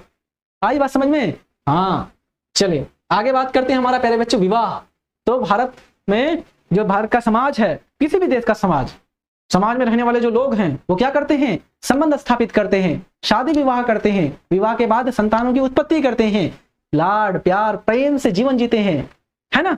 कि भाई विवाह में क्या होता है, एक व्यक्ति है ना, ये एक व्यक्ति हो गया, लड़का हो गया, लड़की हो गई, अब एक दूसरे को जानता तक नहीं था, कुछ भी नहीं था, लेकिन ये इसके घर आती है और आकर के बेहतरीन तरीके से लाड से प्यार से बेहतरीन तरीके से खाना बना के खिला रही है, और ये क्या कर रहा है, बढ़िया से काम करके ला रहा है, इसका भी आवश्यकता को पूरा कर रहा है, बढ़िया बढ़िया कपड़ा, बढ़िया बढ़िया सजने धजने का सामान दे रहे हैं, प्रेम से जीवन जी रहे हैं, समाज में सुख और शांति ला रहे हैं। आ रही बात समझ में? हाँ, तो विवाह एक सामाजिक और कानूनिक बंधन है जिसमें दो व्यक्ति प्रेम, सहयोग और जिम्मेदारी के साथ जीवन बिताने के लिए एक दूसरे से जुड़ते हैं। कैसा जीवन? प्रेम के साथ जीवन। कैसा जीवन? एक दूसरे के साथ सहयोग करके, जो काम हमसे नहीं तो वो काम आप कर लिए, आपसे नहीं तो हम कर लेंगे, दोनों मिलजुल करके चलाएंगे, और विभिन्न संस्कृति और जिम्मेदारी को क्या करते हैं, साथ जीवन बिताने के लिए एक दूसरे से जुड़ जाते हैं, विवाह कर लेते हैं, संबंध स्थापित करते हैं। ये प्रथा समाज की विभिन्न संस्कृतियों और परंपराओं पर आधारित होती है। अलग अलग समाज में अलग अलग प्रकार की संस्कृति होती है, प्रथा होती है। विवाह का उद्देश्य क्या होता है? केवल व्यक्तिगत संबंध नहीं, विवाह का उद्देश्य ये नहीं कि केवल बच्चों का जन्म। विवाह का उद्देश्य क्या होता है? समाज का निर्माण, समाज में स्थिरता लाना, परिवार का नींव रखना, पीढ़ी को आगे बढ़ाना, ये सारी चीजें हैं। ठीक, चलिए आगे हमारा है, और कौन सा चीज है जो समाज में मानव का जीवन को निर्धारित, व्यवहार को निर्धारित करता है? तो 5 ऋण। कितने ऋण? 5 ऋण। ये 5 कर्ज है। भारतीय समाज में माना जाता है कि प्रत्येक व्यक्ति के ऊपर कितना कर्ज होता है? 5 कर्ज, 5 ऋण। हिंदू धर्म में 5 ऋण वे कर्तव्य हैं जो प्रत्येक व्यक्ति को अपने जीवन में निभाना चाहिए। कौन कौन सा? एक है देव ऋण, कि भाई देव ने, ईश्वर ने आपको ये शरीर दिया, हाथ पैर दिया, 2 आंख दिए, 2 कान दिए, सब कुछ अच्छा से दिया, तो उसका कर्ज कैसे चुकाओगे? प्रार्थना करो, आस्था रखो, पूजा अर्चना करो, उसके प्रति विश्वास। ठीक, तो ईश्वर और प्रकृति के प्रति अपना ऋण अदा करो, ब्याज। ठीक, दूसरा हमारा है ऋषि ऋण। ऋषि के प्रति, संत के प्रति, गुरु के प्रति आपका ऋण है कि आपको सिखा रहा है, उंगली पकड़ के चलना सिखा रहा है कि भाई ये रास्ता है, इस रास्ता में चलना है, यहाँ पर मोड़ है, इस मोड़ में घूमना है, इस मोड़ में मुड़ जाना है, माता पिता की सेवा करना है, जीवन को ऐसे जीना है, पढ़ाई ऐसे करनी है ना, समस्या से जूझ रहे हैं, उस समस्या से कैसे निकलना है, ये सारी चीजें बताते हैं, है ना। तीसरा हमारा है पितृ ऋण। पितृ ऋण का मतलब क्या हुआ कि जो भाई हमारा माता पिता जो है, जो हमारे पेरेंट्स हैं, उसका भी तो ऋण है कि जब हम इस संसार में आए रोते बिलखते हुए, उन्होंने हमें दूध पिलाया, हमें उंगली पकड़ के चलना सिखाया, हमें क्या किया, खिचड़ी बना करके, दांत नहीं था चबाने के लिए तो खिचड़ी बना के खिलाया, बिस्किट को तोड़ करके बढ़िया से चटनी बना करके हमें खिलाया, मुंह पर दिया, और कंटिन्यूअसली हमें सारा चीज जितना आवश्यकता हो सकता था, रोटी, कपड़ा, मकान, भोजन, स्वास्थ्य, शिक्षा, बीमार पड़ गए तुरंत डॉक्टर के यहाँ, ये सारी सेवाएं प्रदान की माता पिता ने। तो उसके प्रति भी तो मेरा कर्ज, उसके प्रति भी तो मेरा ये बनता है दायित्व, है ना। ये क्या है, एक उधार है, ये ऋण है, ये कर्ज है, इस कर्ज को हमें चुकाना पड़ेगा, इसके प्रति, माता पिता के प्रति। अतिथि ऋण, कि भाई जो अतिथि है, जो गेस्ट है, उसका भी ऋण है। वो भी अगर आपके घर में कोई आए, कोई साधु संत आए, कोई व्यक्ति आए अतिथि के रूप में, तो उसका भी सेवा सम्मान करना, उसको भोजन कराना, कोई भूखा पहुंच जाए दरबार में तो खाना खिलाना, प्यासा पहुंच जाए तो पानी पिलाना, किसी प्रकार की जरूरत के लिए वो आ जाए तो उसमें उसके दुख में शामिल होना, है कि नहीं। तो अतिथि ऋण। और फिर हमारा भूत ऋण।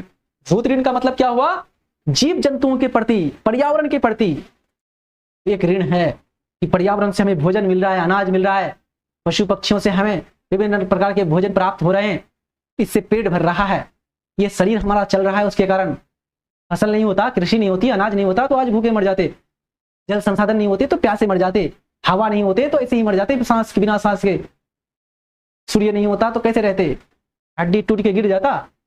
तो ये सारी चीजों का भी तो ऋण है, कर्ज है हमारे ऊपर, इस कर्ज को भी चुकाना है ना। तो ये 5 ऋण हो गए, ठीक है।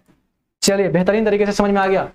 इन ऋणों का पालन करने से जीवन में क्या आएगा, संतुलन आएगा, आपके अंदर क्या आएगा, आपका जीवन अर्थपूर्ण होगा, आप क्या होंगे, आपके अंदर सत्यता आएगी, सच बोलने का हुनर आएगा, आप क्या बनेंगे, समाज सेवी बनेंगे, समाज का सेवा करने वाले बनेंगे, समाज का उपयोगकर्ता बनेंगे।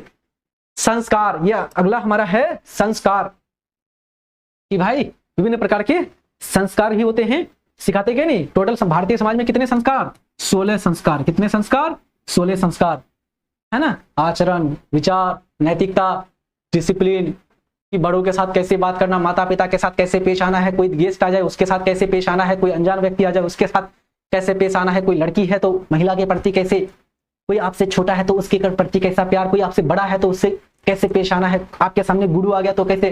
तो ये सारा चीज, ये सारा संस्कार भी सिखाता है ना हमारा समाज, इसको बोलेंगे 16 संस्कार इसमें शामिल है। तो संस्कार वह प्रक्रिया है जिससे व्यक्ति के आचरण, विचार, जीवन शैली में क्या आता है, सुधार आता है, सकारात्मक गुणों का विकास होता है। ये परिवार, समाज, शिक्षा से प्राप्त होते हैं। किससे प्राप्त होगा, परिवार से होगा, समाज से होगा, किससे होगा, शिक्षा से होगा। संस्कार व्यक्ति में अनुशासन, नैतिकता, सत्यता, दया गुणों के जन्म देते हैं, है ना। कि भाई जब संस्कार, ये सारा चीज हम लोग करेंगे तो क्या आएगा, झूठ बोलने का हुनर गायब होगा, सच बोलने की चीजें आएगी अंदर। अहिंसा, हिंसा नहीं करेंगे, मार खसोट नहीं मचाएंगे, हम अहिंसक हो जाएंगे, है ना। और क्या आएगा, इससे नैतिकता आएगी हमारे अंदर, क्या आएगा, डिसिप्लिन आएगा हमारे अंदर, क्या आएगा, पशु पक्षियों के प्रति, है ना, दुख दर्दियों, जो दुख दर्द वाले लोग हैं उसके प्रति हमारे अंदर दया आएगा, ठीक है। तो ये सारा चीज हमारा है। मुख्य प्रमुख कितने संस्कारों की उल्लेख है, 16 संस्कार। कितने संस्कार, 16 संस्कारों का उल्लेख है। यहां तक जल्दी से बताइए, बेहतरीन तरीके से समझ में आया, जल्दी से बताइए कमेंट बॉक्स में, यस सर समझ में आ गया, बेहतरीन तरीके से, मजा आ गया, आज तक इस तरह से हमने सोशियोलॉजी नहीं पढ़ा था। जल्दी से बताइए, मजा आया, बहुत बढ़िया, लाजवाब। अब हम लोग चढ़ते हैं अगला टॉपिक प्यारे बच्चों। नेक्स्ट हमारा टॉपिक है उपनिवेशवाद। उपनिवेशवाद क्या है, उपनिवेशवाद भारत में किस प्रकार से भारतीय के समाज को प्रभावित किया, ये सारा चीज को पढ़ेंगे। और किस प्रकार से उपनिवेशवाद ने भारत में राष्ट्रवाद को उजागर किया, भारत में राष्ट्रवाद को जिंदा किया। उपनिवेशवाद किसको बोलते हैं, सबसे पहले ध्यान दीजिए प्यारे बच्चों, ये हमारा प्यारा सा भारत है और यहाँ पर एक महाद्वीप है जिसका नाम है यूरोप महाद्वीप। और महाद्वीप में यहाँ पर एक देश है जिसका नाम है क्या, ब्रिटिश, यानी ब्रिटेन, ठीक, इंग्लैंड जिसको बोलते हैं। और ये लोग क्या है, यहाँ से कंपनी आया जिस कंपनी का नाम था ईस्ट इंडिया कंपनी। क्या नाम था, ईस्ट इंडिया कंपनी। और ये कंपनी क्या करने आया था, भारत में व्यापार करने आया था। और भारत में व्यापार करने आया, धीरे धीरे व्यापार करते करते देखा कि भाई भारत तो सोने की चिड़िया है, भारत में तो सोना भरा पड़ा है, भारत में कृषि, अफीम, कपास, मलमल, बढ़िया बढ़िया मसाले, है ना, सारी चीजें भरा पड़ा है। चलो भारत में क्या करो, कब्जा स्थापित करो, लूट खसोट मचाओ, यहाँ के धन को यूरोप लेके जाओ, यही चीज शुरू किया। तो उपनिवेशवाद किसको बोलेंगे? उपनिवेशवाद का मतलब होता है जब कोई शक्तिशाली देश अपने से कमजोर देश पर कब्जा स्थापित करके उसका आर्थिक, राजनीतिक, धार्मिक और सामाजिक शोषण करता हो, तो इस विचारधारा को उपनिवेशवाद बोलते हैं। और जो कमजोर देश है वो उपनिवेश कहलाता है। यानी प्यारे बच्चों, ब्रिटेन हो गया शक्तिशाली देश, इसके पास बड़े बड़े जहाजी बेड़े, बड़ी बड़ी कंपनियां, बहुत ज्यादा दिमाग, नया नया टेक्नोलॉजी, और इसके सामने भारत हो गया कमजोर। तो इन्होंने क्या किया, यहां से आया और भारत में आकर कब्जा स्थापित कर लिया, और कब्जा करके क्या किया, भारत का आर्थिक शोषण किया, भारत के पैसे को भारत से यूरोप भेजा, भारत के सामानों को भारत से लूट खसोट मचा करके जहाजों में भर भर करके यूरोप लेके चला गया, भारत के समाज का शोषण किया, भारत के लोगों का शोषण किया, आर्थिक शोषण किया, धार्मिक शोषण किया, जबरदस्ती धर्म बदला करके भारतीय लोगों का ईसाई बनाया, क्रिश्चियन बनाया। तो ये विचारधारा कहलाएगा उपनिवेशवाद। तो अर्थात उपनिवेशवाद किसको बोलेंगे? उपनिवेशवाद एक विचारधारा है जिसके अंतर्गत कोई शक्तिशाली देश यानी ब्रिटेन अपने से कमजोर देश यानी भारत, इस पर नियंत्रण स्थापित करके उसकी आर्थिक, सामाजिक, राजनीतिक और धार्मिक शोषण करता हो, तो इसे कहते हैं उपनिवेशवाद। एग्जाम्पल के रूप में भारत ब्रिटेन का 200 साल तक क्या था? उपनिवेश था। क्या था? कॉलोनी था। आगे नहीं था? जल्दी बताइए। यस सर, समझ में आई बात? उपनिवेशवाद क्या है? एक विचारधारा है। इसमें क्या होता है, कोई शक्तिशाली देश अपने से कमजोर देश पर कब्जा स्थापित करके उसका राजनीतिक, आर्थिक, सामाजिक, धार्मिक शोषण करता है। समझ में आई? बहुत बढ़िया, लाजवाब। तो चलिए प्यारे बच्चों आगे बढ़ते हैं, लेकिन उससे पहले मैं आप सबको कुछ स्पेशल बताना चाहूंगा। आप लोग ध्यानपूर्वक 2 मिनट सुनना प्यारे बच्चों। जो है आप सबकी बेहतरीन बोर्ड एग्जाम की तैयारी के लिए हम लोग एक स्पेशल बैच लाए हैं, उम्मीद बैच। ठीक है, इस बैच में आप सबको बेहतरीन तरीके से चैप्टर 1 से सारा सब्जेक्ट पढ़ाया जा रहा है। इस बैच को ज्वाइन करने के लिए क्या करना है, आपको प्यारे बच्चों प्ले स्टोर में जाना है, वहां पर लिखना है UMID, उम्मीद क्लासेस। ठीक है, आप लोग उम्मीद क्लासेस वहां पर सर्च करोगे तो वहां पर एप्लीकेशन मिल जाएगा। आपको प्ले स्टोर से ये एप्लीकेशन डाउनलोड कर लेना है और यहाँ पर जो बैच है उम्मीद बैच, इसको ज्वाइन कर लेना है। वहां पर सारी चीजें आपको प्रॉपर तरीके से मिलने वाली है, चाहे PDF नोट्स हो, ऑब्जेक्टिव हो, टेस्ट हो, question bank, model paper, guess question, सारी चीजें आपको वहां पर प्रॉपर तरीके से मिलने वाली है। और मैं आपके राजा सर बेहतरीन तरीके से वहां पर सारे टीचर्स मिल करके आपको पढ़ाने वाले हैं। अगर आपको किसी प्रकार की समस्या आती है, किसी प्रकार का डाउट पूछना चाहते हैं तो 75 43 044 368, ठीक है, 75 43 044 368 इस नंबर पर आप कांटेक्ट कर सकते हैं, मैसेज कर सकते हैं, कॉल कर सकते हैं और आपसे डाउट पूछ सकते हैं। ठीक है, और ये PDF भी आपको वहां पर बहुत मिनिमम फी में और ये बैच भी आपको बहुत मिनिमम फी में आपको वहां पर मिल जाएगा।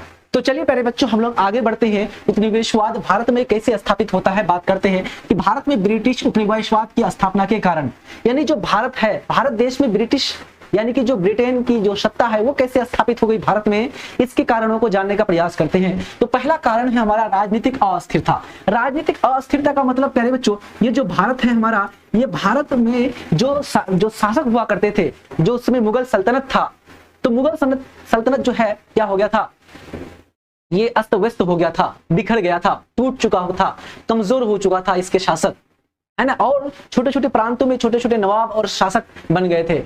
कलकत्ता में जो है मुर्शीद कुली खां, अली वर्दी खां और नवाब सिराजुद्दौला, अवध का शुजाउद्दौला, शहादत खां और उधर हैदराबाद का निजाम, तो अलग अलग किस्में बढ़ गए थे, है ना। अलग अलग जो है नॉर्मली रूप से ये लोग शासक और प्रांत में बढ़ गए थे, तो जिसके कारण यहाँ पर फायदा उठाया अंग्रेजों ने और भारत में कब्जा स्थापित किया। तो ब्रिटिश शासन से पहले भारत में मुगल साम्राज्य कमजोर हो चुका था और देश में छोटे छोटे राजा नवाब आपस में लड़ रहे थे। इस आपसी फूट और अस्थिरता का अंग्रेजों ने फायदा उठाया, बेहतरीन तरीके से लाभ उठाया और उन्होंने यहाँ पर अपना कब्जा स्थापित किया। अगला हमारा है प्यारे बच्चों सामाजिक कारण। सामाजिक कारण में हम लोग बात करते हैं कि जो भारत का समाज था ये अलग अलग धर्मों में, जात पात में, अंधविश्वास में बटा हुआ था, है ना। छुआछूत, भेदभाव, रंग भेद, है ना, उसके बाद जात पात, वर्ण व्यवस्था, ये सारी चीजों से ग्रसित था। तो उन्होंने देखा यार यहाँ के लोग तो आपस में लड़ रहे हैं, यहाँ का समाज तो आपस में बटा हुआ है, चलो हम यहाँ पर शासन करना बहुत आसान है। तो उन्होंने शासन स्थापित किया। भारतीय समाज जात पात, ऊंच नीच और धार्मिक अंधविश्वासों से बंधा हुआ था। सामाजिक एकता की कमी थी जिससे भारत को आसानी से क्या बनाया गया, आसानी से अंग्रेजों के द्वारा गुलाम बनाया गया। अगला हमारा पॉइंट है प्यारे बच्चों उपनिवेशवाद की स्थापना का तीसरा कारण है आर्थिक विषमताएं। कौन सी विषमताएं? आर्थिक विषमताएं, कि भारत में जो है अमीर और गरीब का जो खाई है बहुत ज्यादा बढ़ चुका था, है है ना, कि भारत में अमीर और गरीब के बीच भारी अंतर हो गया था, जनता आर्थिक रूप से कमजोर हो गए थे, है ना। अंग्रेज व्यापारियों ने इसका फायदा उठाया धीरे धीरे, और धीरे धीरे इसको क्या कर लिया, अपने कब्जे में ले लिया। देखा कि भाई यहाँ के लोग बहुत ज्यादा क्या हो गए हैं, आर्थिक रूप से कमजोर हो गए, यहाँ के शासक बटे हुए हैं, यहाँ का समाज बटा हुआ है, धार्मिक उठापटक चल रहा है, अंधविश्वासों में लिप्त है, सती प्रथा, बाल विवाह, यही सारे चीज में लगे हुए हैं। तो उन्होंने फायदा उठाया और गुलाम बनाया। नेक्स्ट हमारा अगला पॉइंट, संसाधनों की प्रचुरता, कि भाई अंग्रेज देखा यार इस देश को अगर हम लोग क्या कर लेते हैं, अपना गुलाम बना लेते हैं, तो यहाँ पर सोना भरा पड़ा है, सोने की चिड़िया हमें मिल जाएगा, हमें यहाँ से मसाले मिल जाएंगे, यहाँ से सूती कपड़ा मिल जाएगा, कपास मिल जाएगा, यहाँ से अफीम और नील का उत्पादन हो जाएगा, यहाँ से गन्ना का उत्पादन हो जाएगा, चीनी मिल स्थापित करेंगे, चीनी बनाएंगे और बेचेंगे, है ना। तो ये सारा चीज को उन्होंने देखा और यहाँ पर स्थापित करने का प्रयास किया। भारत मसाला, कपड़ा, रत्न, सोना, चांदी, अनेक प्राकृतिक और व्यापारिक संसाधनों से भरा पड़ा था, परिपूर्ण था। ब्रिटेन ने इन संसाधनों का शोषण करने के लिए क्या कर लिया, अपना उपनिवेश स्थापित कर लिया, भारत को अपना उपनिवेश बनाया। पिछड़ापन, भारत आर्थिक रूप से पिछड़ापन भी हो गया था, भारत सामाजिक रूप से, शैक्षणिक रूप से, टेक्नोलॉजी के रूप से भारत के पास अपना तकनीक नहीं था, अपने जहाजी बेड़े नहीं थे, कोई बढ़िया शिक्षा व्यवस्था नहीं था, लोग जागरूक नहीं थे, पढ़े लिखे नहीं थे, और अंग्रेजों के पास अपना लॉजिक था, अपना दिमाग था, टेक्नोलॉजी था, है ना। इन सबके सामने भारत धीमा पड़ गया। तो भारत में उस समय विज्ञान, तकनीक, शिक्षा और सैन्य शक्ति के क्षेत्र में क्या था, भारत पिछड़ापन था। तो जबकि इन क्षेत्रों में ब्रिटेन बहुत आगे निकल चुका था, है ना, यूरोपीय देश इन सब चीजों में बहुत आगे निकल चुका था, और इसका उन्हें फायदा हुआ बहुत ज्यादा भारत को जीतने में। अगला हमारा है ब्रिटेन की प्रभावपूर्ण स्थिति। ब्रिटेन की प्रभावपूर्ण स्थिति, कि ब्रिटेन कैसा था प्यारे बच्चों, औद्योगिक क्रांति की शुरुआत होती है वहां पर, और उनका अपना एक मजबूत सेना होता है, विभिन्न प्रकार के देशों को हराते जाता है, फ्रांस को हराता है, नीदरलैंड को हराता है, डच को हराता है, और भारत से सभी कंपनियों को बाहर करके खुद वहां पर भारत में इकलौता बच जाता है और भारत में सत्ता स्थापित कर देता है। तो ब्रिटेन उस समय भारत का एक मजबूत औद्योगिक और नौसैनिक शक्ति बन चुका था। उसकी राजनीतिक चालाकी और सैन्य शक्ति और व्यापार की जो नीति थी, उनसे भारत में उपनिवेशवाद स्थापित करने में मदद मिली। बहुत चालाक था यार, है ना, बेहतरीन तरीके से ये क्या करते थे, लोगों का उपयोग करते थे, है ना। मीर जो आपका नवाब था, सिराजुद्दौला, इसके खिलाफ मीर जाफर को उकसाया बेहतरीन तरीके से, उसको लॉलीपॉप दिया कि आप अगर नवाब सिराजुद्दौला को मार देते हो तो आपको मैं बंगाल का नवाब बना दूंगा। और जैसे ही उसको मारा, उसको नवाब बनाया, लेकिन फिर थोड़ी देर के बाद उसको हटा दिया। आ रही बात समझ में? तो बड़ा लॉजिक खेला भारतीय लोगों के साथ, भारत के लोगों के दिमाग के साथ। अब बात करते हैं भारतीय जो ब्रिटिश उपनिवेशवाद है, इसकी स्थापना का, ब्रिटिश की जो है ना ये उपनिवेशवाद है, इसकी स्थापना का भारत के समाज एवं संस्कृति पर क्या प्रभाव पड़ा, भारत का जो समाज है उस पर क्या प्रभाव पड़ा, इसको देखने का प्रयास करते हैं। ठीक है, तो पहला हमारा ब्रिटिश उपनिवेशवाद में जहां भारत को शोषित किया, वही कुछ ऐसे प्रभाव पड़े जिससे भारतीय समाज और संस्कृति में बदलाव आया, चेंजिंग आया। क्या क्या परिवर्तन हुआ? पहला, राजनीतिक एकता, कि जब भारत के लोग देखने लगे कि यार ये अंग्रेज, ये विदेशी लोग, ये गोरे चट्टे हमें आते हैं, लूट के चले जाते हैं, हमें बांट रहे हैं, है ना, तो हम लोग क्या हो जाओ, अब राजनीतिक रूप से एक हो जाओ, हम क्या करो, अंग्रेजों के खिलाफ हम लोग मिलकर के आवाज उठाना चाहिए, हमें हमारा शोषण कर रहा है ना, तो इसके खिलाफ लोग क्या होने लगे, एक होने लगे। तो ब्रिटिश शासन ने पूरे भारत को एक प्रशासनिक व्यवस्था के अंतर्गत लाया, जिससे देश में पहली बार राजनीतिक एकता की भावना क्या हुई, जगी। दूसरा हमारा है समानता की स्थापना। दूसरा क्या है? समानता की स्थापना। लोगों में समानता आया कि अंग्रेजों ने कानून के क्षेत्र में कुछ हद तक समानता लागू की, है ना, जैसे कि एक समान न्याय व्यवस्था, जिससे जाति या धर्म के आधार पर भेदभाव थोड़ा कम हुआ। तो यहाँ पर ये वाला जो व्यवस्था था, समानता की व्यवस्था, भाई सब कानून के सामने सब बराबर। तो यहाँ पर जो भारत में पहले से जो कुरीति थी, जो बुराई थी, है ना, भेदभाव का जो नीति था, ये वाला चीज थोड़ा धीरे धीरे गायब होने लगा, मिटने लगा। फिर आगे आता है मानवतावाद, है ना। जब हमारा ब्रिटिश सरकार थी उस समय, है ना, लोग अब पढ़ने लिखने लगे, अंग्रेजी शिक्षा का ज्ञान लेने लगा, विदेशों में लोग जाने लगे, ब्रिटेन जाकर के ऑक्सफोर्ड यूनिवर्सिटी और विभिन्न प्रकार की यूनिवर्सिटी से वो लोग क्या करने, वकालत करने लगे, पढ़ने लगे। और जब वहां से नया नया नॉलेज लाया तो पता चला यार भारत के समाज में तो बहुत सारी बुराई है, सती प्रथा जैसा बुराई है, पर्दा प्रथा है, बाल विवाह है, छुआछूत और भेदभाव है, तो ये सबको मिटाना चाहिए। तो ब्रिटिश शासन ने सती प्रथा, बाल विवाह जैसे अमानवीय जो प्रथा था, इसको क्या किया, समाज से हटाया, है ना। क्या किया? समाज में मानवतावादी सोच को बढ़ावा दिया। आधुनिकीकरण, है ना, जैसे ही ब्रिटिश आता है, अपने साथ अंग्रेजी भाषा को लाता है, अपने साथ नया नया टेक्नोलॉजी लाता है, अपने साथ डाक सेवा, अपने साथ पोस्ट ऑफिस, औद्योगिक क्रांति लेके आता है, रेलगाड़ी की शुरुआत होती है, रेल परिवहन की शुरुआत कराती है। तो बहुत सारा कुछ दे करके भी गया यार, ऐसा नहीं है ना। अंग्रेज बहुत सारा लिया, हमारा शोषण किया, लेकिन बहुत कुछ दे के भी गया, बहुत सारा कुछ सिखा करके भी गया। है ना। हम लोग सोचते हैं कि हम लोग अंग्रेजों से आजाद हो गए, लेकिन अंग्रेज लोग सोच रहे होंगे कि भाई हम भारत से आजाद हो गए, भारत के लोगों को समझाना बड़ा मुश्किल था यार, उसके ऊपर शासन करना बड़ा मुश्किल था क्या। तो रेल, डाक, टेलीग्राम, प्रिंटिंग प्रेस, समाचार पत्र, अंग्रेजी शिक्षा, आधुनिक स्कूल, बढ़िया किस्म के कॉलेज, टॉप लेवल के कॉलेज, ये सारा चीज भारत को मिला अंग्रेजों से। ठीक है, नेक्स्ट हमारा बुद्धिजीवी वर्ग का उदय। अब लोग क्या करने लगे, पढ़ने लगे, अंग्रेजी शिक्षा का ज्ञान प्राप्त करने लगे, लोग वकालत करने लगे। तो इससे क्या आया, इससे एक नया वर्ग का उदय हुआ, बुद्धिजीवी, नया इंटेलेक्चुअल लोगों का उदय हुआ, अच्छे किस्म के सोच और समझदार वाले लोगों का क्या हुआ, यहाँ पर उदय हुआ, है ना। तो अंग्रेजी शिक्षा के प्रसार से एक नया बुद्धिजीवी वर्ग पैदा हुआ जिसने समाज के सुधार में महत्वपूर्ण भूमिका निभाता है। राजा राम मोहन राय, स्वामी विवेकानंद, दयानंद सरस्वती, है ना, गोविंद रानाडे और ढेर सारे सुधारक आते हैं और क्या करते हैं, समाज सुधार में और स्वतंत्रता आंदोलन में महत्वपूर्ण भूमिका निभाते हैं। राष्ट्रवाद का उदय होता है ना। उपनिवेशवाद की स्थापना से क्या होता है, राष्ट्रवाद का उदय होता है। कैसे, जब देखा यार बंगाल के किसान का भी सेम हाल, बिहार के किसान का भी वही सेम हाल, उत्तर प्रदेश के किसान का भी सेम हाल, सबके साथ अंग्रेज सेम तरह का व्यवहार कर रहा है, तो चलो यार सारा किसान भाई मिल जाओ, है ना, और मिल करके अंग्रेज के खिलाफ लड़ाई लड़ते हैं। सभी राज्यों के सैनिकों के साथ सेम तरह का व्यवहार कर रहा है अंग्रेज, तो सभी लोग, सभी राज्य के सैनिक मिले, सभी लोग मिले, सभी किसान मिले और मिल करके एक साथ आवाज लगाया। आ रही बात समझ में। तो ब्रिटिश शोषण के विरुद्ध देश में राष्ट्रवाद की भावना की उत्पन्न हुई जिससे स्वतंत्रता आंदोलन का नींव पड़ा। नेक्स्ट हमारा है प्राचीन भारतीय साहित्य को प्रोत्साहन, है ना। अंग्रेजों ने क्या किया, अंग्रेजों के ही शासनकाल में जो प्राचीन साहित्य है इसका अनुवाद हुआ, मनुस्मृति, महाभारत, रामायण, बहुत सारी चीजों का क्या होने लगा, संस्कृत से इंग्लिश, हिंदी से इंग्लिश, उर्दू से इंग्लिश, विभिन्न प्रकार के जो है ग्रंथों का अनुवाद हुआ। आ रही बात समझ में। तो साहित्य में जो छुपे हुए खजाने थे उसके बारे में हमें पता चला। ठीक, तो विदेशी विद्वान और भारतीय शिक्षित वर्ग के कारण संस्कृत, पाली, फारसी और अन्य भाषाओं का क्या हुआ, प्राचीन जो ग्रंथ थे उसका अंग्रेजी में अनुवाद हुआ, अध्ययन शुरू हुआ और भारत की सांस्कृतिक विरासत को पहचान मिली। आ रही बात समझ में। तो ये सारा चीज प्यारे बच्चों हमारा रहा आज की इस क्लास में। अब हम लोग प्यारे बच्चों नेक्स्ट क्लास में पढ़ेंगे भारत में राष्ट्रवाद का उदय कैसे होता है, राष्ट्रवाद का उदय, और राष्ट्रवाद के उदय में कौन किस प्रकार से भूमिका निभाता है, कौन कौन सा महत्वपूर्ण रूप से आंदोलन होता है, ये सारा चीज हम लोग नेक्स्ट क्लास में पढ़ने वाले हैं। आप लोग जाते जाते जल्दी से बताइएगा आप लोग को ये सेशन कैसा लगा। प्यारे बच्चों अगर आपको ये पीडीएफ चाहिए तो आप लोग क्या करेंगे, पीडीएफ प्राप्त करने के लिए आप लोग प्ले स्टोर में जाएंगे और प्ले स्टोर में जाकर के लिखेंगे प्यारे बच्चों उम्मीद क्लासेस, UMID उम्मीद क्लासेस, है ना। इसको ऐप को, एप्लीकेशन को डाउनलोड कर लेना है और डाउनलोड करके प्यारे बच्चों आपको वहां पर उम्मीद बैच है तो आप डायरेक्ट उम्मीद बैच से ज्वाइन कर सकते हैं। बेहतरीन तरीके से वहां पर पढ़ाई हो रही है। चैप्टर 1 से फी बहुत मिनिमम है, इतना मिनिमम फी आपको कहीं पर नहीं मिलेगा, एक बार देख लेना, ठीक। और अगर ये पीडीएफ आपको प्राप्त करना है प्यारे बच्चों तो आपको वहां पर बहुत मिनिमम में पीडीएफ भी आपको सिंगल सब्जेक्ट का मिल जाएगा या ऑल सब्जेक्ट का मिल जाएगा, ठीक। कोर्स में क्या क्या रहने वाला है प्यारे बच्चों, तो कोर्स में उम्मीद बैच में आपको सारी चीजें, सारा सब्जेक्ट रहेगा आपका, history, polity, geography, economics, Hindi, English, Urdu, sociology, psychology, home science, सारे सब्जेक्ट आपका रहने वाला है।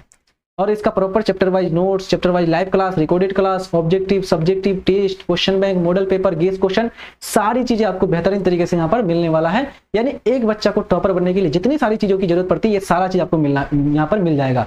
अब प्यारे बच्चों आप लोग को बनना क्या है, टॉपर बनना है। सारे के सारे बच्चों को कितना मार्क्स लाना है, 450 प्लस। सर 450 प्लस लाएंगे तो क्या होगा प्यारे बच्चों, दो बात ध्यान रखना, अगर आपका 450 से ज्यादा आ जाता है तो आप डिस्ट्रिक्ट टॉपर हो जाएंगे आराम से, ये मेरा गारंटी ले लीजिए। और अगर आपका 460 आता है, 460 से ज्यादा आता है तो आप स्टेट टॉपर बन जाएंगे। कौन सा टॉपर, स्टेट टॉपर, ठीक है। 460 में स्टेट टॉपर प्लस लाते हैं तो 450 ज्यादा लाते हैं तो डिस्ट्रिक्ट टॉपर बन जाएंगे आराम से। तो इसके लिए क्या करना पड़ेगा, थोड़ा मेहनत करना पड़ेगा, बेहतरीन तरीके से पढ़ना पड़ेगा, जिस प्रकार से पढ़ा रहे हैं चीजों को पढ़ना पड़ेगा। और ध्यान रखना चैप्टर को हमने पढ़ाया अच्छा से, पढ़ने के बाद जब क्वेश्चन कराएंगे ना आराम से समझ में आ जाएगा, सारे क्वेश्चन आसानी से आपसे यूं ही हल हो जाएगा, ठीक है। तो अब आप अनुमति दीजिए हमें जाने के लिए। आप लोग अच्छी तरह से पढ़ाई कीजिए।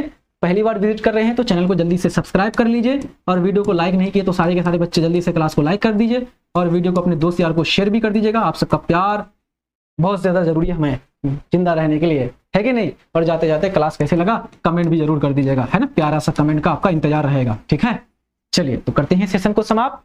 पढ़ते रहिए अच्छी तरह से, हंसते रहिए, मुस्कुराते रहिए। मिलते हैं नेक्स्ट वीडियो में, तब तक के लिए जय हिंद, धन्यवाद, bye, take care and love you all.